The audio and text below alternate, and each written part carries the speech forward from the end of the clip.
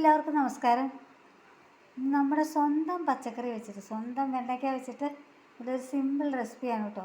പെട്ടെന്ന് നമ്മൾ എവിടെയെങ്കിലും പോയിട്ട് വന്നു, കറിയൊന്നുമില്ല, നമുക്ക് പെട്ടെന്ന് ഉണ്ടാക്കാൻ പറ്റുന്ന ഒരു സംഭവമാണ്, ഒരു കറിയാണിത്. ഇത് നമുക്ക് നമ്മുടെ അടുക്കള തോട്ടത്തിൽ വെണ്ടയുണ്ടെങ്കിൽ ഒരു 10 വെണ്ട കൃഷി നടുവാണെങ്കിൽ നമുക്കതിൽ നിന്നും ധാരാളം വെണ്ടയ്ക്ക പറിക്കാൻ പറ്റും.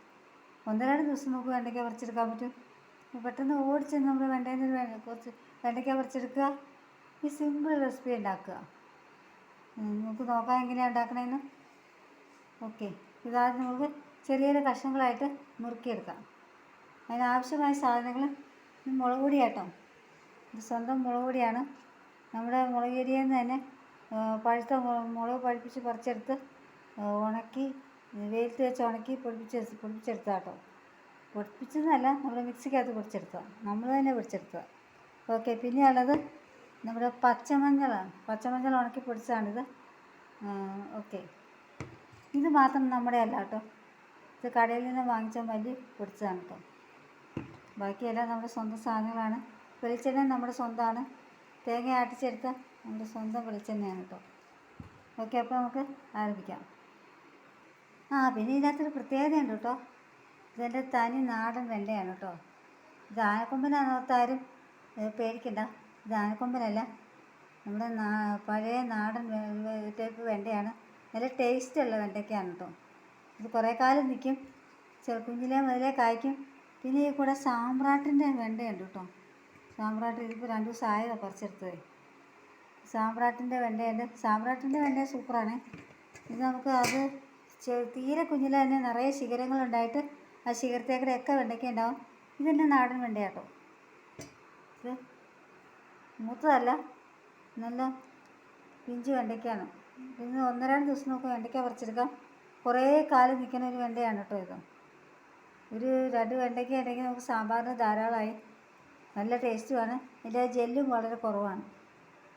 ഓക്കെ, സാമ്പ്രാട്ടിൻ്റെ ടേസ്റ്റ് എന്താണെന്നിപ്പോൾ ഞാൻ ആദ്യമായിട്ട് ഉപയോഗിച്ച് നോക്കണേ ഉള്ളൂ. ഇതിൻ്റെ കൂടെ ആയതുകൊണ്ട് നമുക്കറിയാൻ പറ്റില്ല. ഓക്കെ, നമുക്കിത് ഇതുപോലെ കുഞ്ഞു കുഞ്ഞു കഷ്ണങ്ങളാക്കി എടുക്കുക. അപ്പോൾ ഞാനിതിലേക്ക് നമ്മുടെ മുളക് പൊടി കുറച്ച് മുളക് ഇട്ട്, നല്ല അനുഗ്രഹം മുളകിൻ്റെ പൊടിയാണ്. നല്ല എരിവുള്ള പൊടി കേട്ടോ. അനുഗ്രഹമുണ്ട്, സിറയുണ്ട്, നമ്മുടെ ബുള്ളറ്റുണ്ട്, എല്ലാം കൂടെ കൂടി മിക്സ് ആയിട്ടുള്ളതാണ്. നല്ല എരിവുള്ള മുളകാണ്. പിന്നെ നമ്മുടെ കുറച്ച് മഞ്ഞൾ പൊടി കുറച്ച്, ഒരു പാകത്തിന് മഞ്ഞൾപ്പൊടി ഇട്ടാൽ മതി, അധികം ഇടണ്ട. പിന്നെ ഒരു 1/4 ടീസ്പൂൺ മല്ലിപ്പൊടി ഇട്ടിട്ടുണ്ട്. ഇതെല്ലാം കൂടെ നമുക്ക് ഒന്ന് ഇളക്കി കൊടുക്കാം. ഉപ്പ് നമുക്കൊരു പകുതി വേവാകുമ്പോൾ ഇട്ടാൽ മതി കേട്ടോ.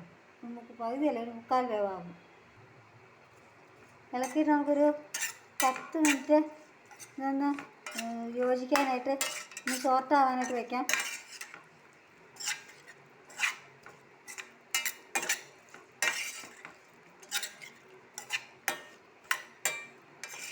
പത്ത് മിനിറ്റ് കഴിഞ്ഞിട്ട് നമുക്ക് ഇത് അടുപ്പത്ത് വയ്ക്കാം കേട്ടോ. ഒരു ടേബിൾ സ്പൂൺ കുറച്ച് വെള്ളം കൂടെ ഒഴിക്കണം കേട്ടോ. എന്നെങ്കിലേ ഇതൊന്ന് ശരിക്കും വെന്ത് ഈ മുളക് പൊടിയും മഞ്ഞൾപ്പൊടിയും മല്ലിപ്പൊടിയും യോജിക്കാൻ വേണ്ടിയിട്ട് ഒരു ടേബിൾ സ്പൂൺ വെള്ളം കൂടെ ഒന്ന് ഒഴിച്ച് കൊടുക്കാം കേട്ടോ. ഇപ്പോൾ ഇത് 10 മിനിറ്റ് ആയിട്ടുണ്ട്. ഇനി നമുക്ക് ഗ്യാസ് കത്തിച്ച് കൊടുക്കാം. ഗ്യാസ് കത്തിച്ചിട്ടുണ്ട്, നമുക്കൊന്ന് ഇളക്കി കൊടുക്കാം.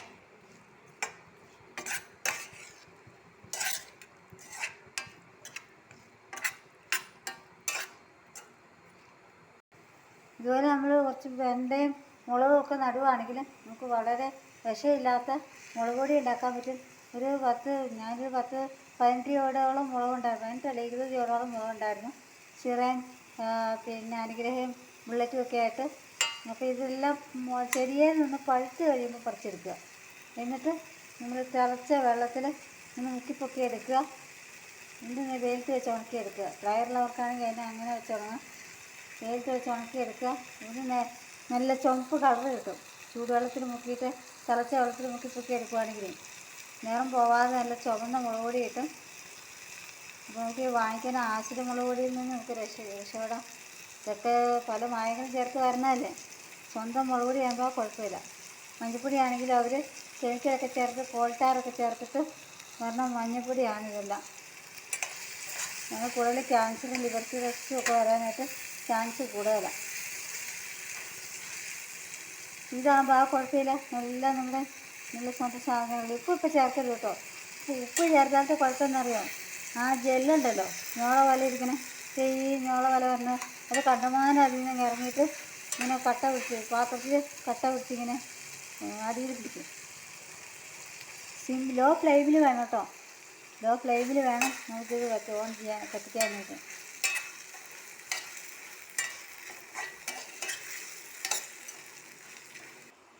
മീൻ വറക്കാനൊക്കെ നമ്മൾ എണ്ണ ഒഴിക്കില്ലേ, അതുപോലെ എണ്ണ ഒഴിക്കണം കേട്ടോ, എന്നെങ്കിൽ അതിന് ടേസ്റ്റ് കിട്ടുള്ളൂ.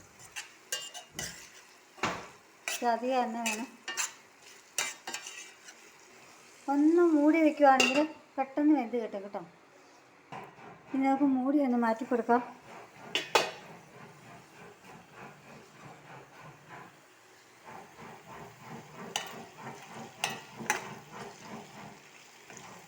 നമുക്ക് ഇതിനകത്തേക്ക് പാകത്തിന് ഉപ്പിട്ട് കൊടുക്കാം.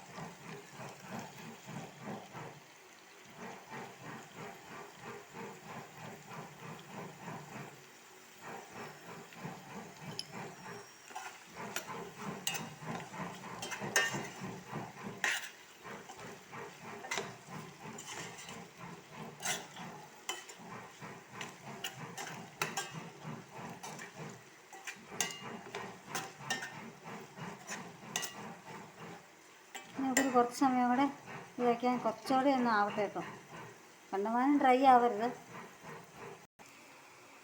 ഇത് വെണ്ടയ്ക്ക ഏകദേശം ആയിട്ടുണ്ട്. നമ്മുടെ കറി ഏകദേശം റെഡി ആയിട്ടുണ്ട് കേട്ടോ. നമുക്ക് ഓഫ് ചെയ്യാം. വാങ്ങിക്കുന്ന വെണ്ടയ്ക്ക കൊണ്ട് ഈ ഇത്ര നല്ല ടേസ്റ്റ് കിട്ടില്ല കേട്ടോ.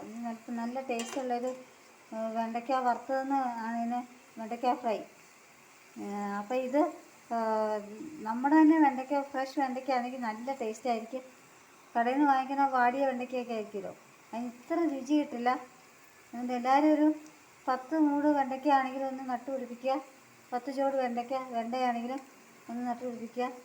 ഇതുപോലെ ഒന്ന് ട്രൈ ചെയ്ത് നോക്കുക. മുളക് പൊടിയാണെങ്കിലും നമുക്ക് തന്നെ ഒരു 10-15 ചോട് മുളക് വെച്ച് പിടിപ്പിച്ചാൽ മതി. നമുക്ക് ആവശ്യത്തിനുള്ള മുളക് പൊടി ഉണ്ടാക്കാം കേട്ടോ. ചതച്ച മുളകൊക്കെ ഞാൻ ഇവിടെ ഉണ്ടാക്കി വെച്ചിട്ടുണ്ട്. അപ്പോൾ എല്ലാവരും ഇതുപോലെ ഒന്ന് ചെയ്യുക. ജൈവ രീതിയിലൊന്ന് കൃഷി ചെയ്യാൻ ശ്രമിക്കുക. ജൈവ രീതിയിലെല്ലാം നമുക്ക് യാതൊരു വിഷമില്ലാത്ത കറി കഴിക്കുകയും ചെയ്യാം.